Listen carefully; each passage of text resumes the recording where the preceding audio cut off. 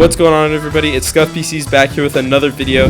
Today I'm going to be going over a studio PC I got for free. The PC in question is an HP Envy from 2014. This PC is equipped with an AMD A10 7700K CPU. This CPU has 4 cores, 4 threads, and clocks in at 3.8 gigahertz. For its time, this CPU was definitely medium to high end. This PC is also equipped with Radeon R7 graphics. Even for its time, these graphics are probably pretty mid. This PC also has 12 gigabytes of DDR3 RAM, which is also pretty medium high end for its time as well. Definitely enough to run a server or maybe do some light gaming on. All in all, we're going to push this PC to its limit with some games and some light video streaming to see what it can do. We're also going to be lightly upgrading and even refurbishing this computer, so let's get straight into that. The first thing I do, as always, is take off the case and just see what's inside the PC. And honestly, the amount of dust on this PC was incredibly surprising to me. This PC must have been used a lot because there was a bunch of dust caked up inside of this thing. It had clearly not been cleaned out ever, or at least not for a very long time. So you already know the first thing we got to do with this computer is dust it out and clean it out to make it just sanitary and clean to work with. Take this as a reminder to always dust down your PC. You also might notice that there's a hard drive in this, which I didn't mention. I'll be taking that out and replacing it with an SSD later. Now it's time to bring this outside and blow it out with some compressed air.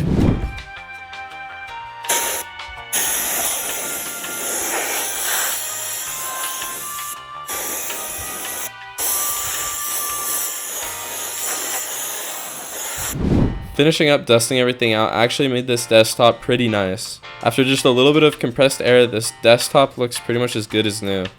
Here's before the cleaning and after. Honestly, a pretty big difference. First thing we gotta do once we're inside is repaste that CPU. You already know that decade-old thermal paste is probably super crusty. Anyways, we gotta start unscrewing the CPU cooler to get access to the thermal paste. I also removed that hard drive that I was talking about earlier.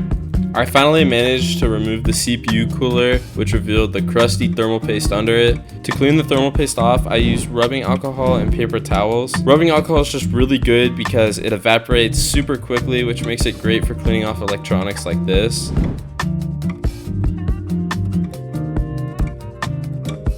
After removing the thermal paste off the CPU was finally pretty clean. I was able to reapply some new thermal paste. After repasting the CPU, I attached the CPU cooler, plugged it back in, and the PC at this point was pretty much ready to go. If you remember from previously, I still have the SSD I need to put in this computer. I was actually able to salvage this SSD from another PC I had in my room. But overall, this SSD was probably the easiest part of the project. Literally just plug it in with the wires and you're good to go. Afterwards, I was able to install Windows 10 on this thing without a hitch, and yeah, that just about sums up this section. Windows 10 installed perfectly without any problems, and I was able to get it running on the SSD. I also forgot to mention, but the resolution I'm running this on is kind of wacky. It's kind of weird. It's a 1680 by 1050 resolution, so not 1080p. It's more like 1050p. I don't know, it's a weird resolution. It's like right below 1080p, but that's the resolution of this test monitor, so just keep in mind this isn't true 1080p.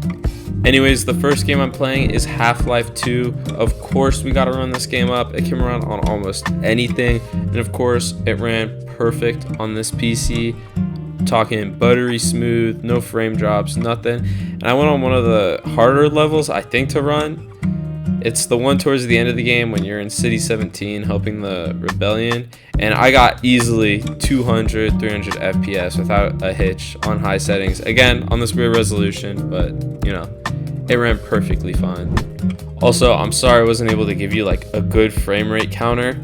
I enabled the frame rate counter in Steam, as you can see in the bottom left, but I was too stupid to show the camera towards it, and I filmed this probably like 4 months ago, so I remember it was around like 240 FPS. Also, I couldn't get MSI Afterburner to work for whatever reason. Don't ask me why, because I genuinely don't know.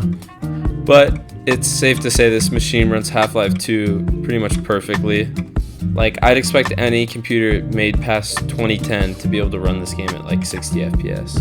The next game I tried to run was Geometry Dash. It's a simple 2D game. It should be pretty easy to run on this. You can run on like an iPad. I'm playing one of the main levels here, Deadlocked, in this, and it's running at a perfect 60 FPS, no problem. With the less intensive levels like this one, I don't think I got any stutters. It ran perfectly fine. There was nothing wrong with it. It ran stable 60 FPS. There's some screen tearing, but that's about it. It ran perfectly fine. Switching to the newest level, it ran Dash perfectly fine, which is new level with all the new effects, all the new graphics, and all that stuff. And it ran it at a good 60 FPS.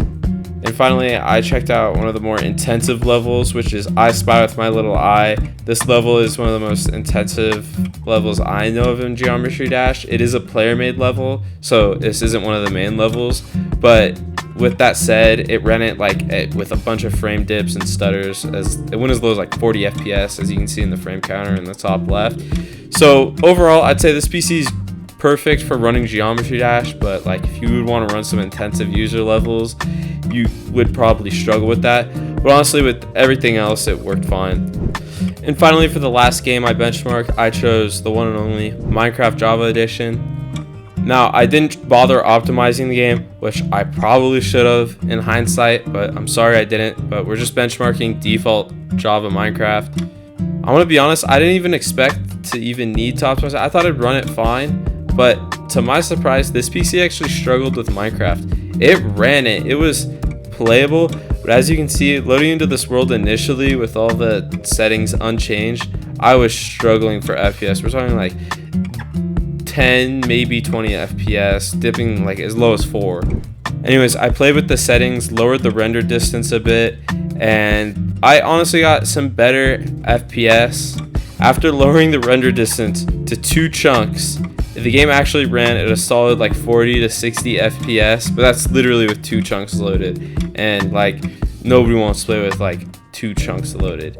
It was definitely playable, like for sure. I could play on this, but 2 chunks is just, that's not it. I raised the render distance up to 6 chunks, and as you can see, it's pretty smooth until it starts to render new chunks, and then it lags out again. I even built a house on 6 chunks, and it wasn't that bad. But like I said, loading new chunks with this, it just was terrible. It would lag out, and you'd have to wait.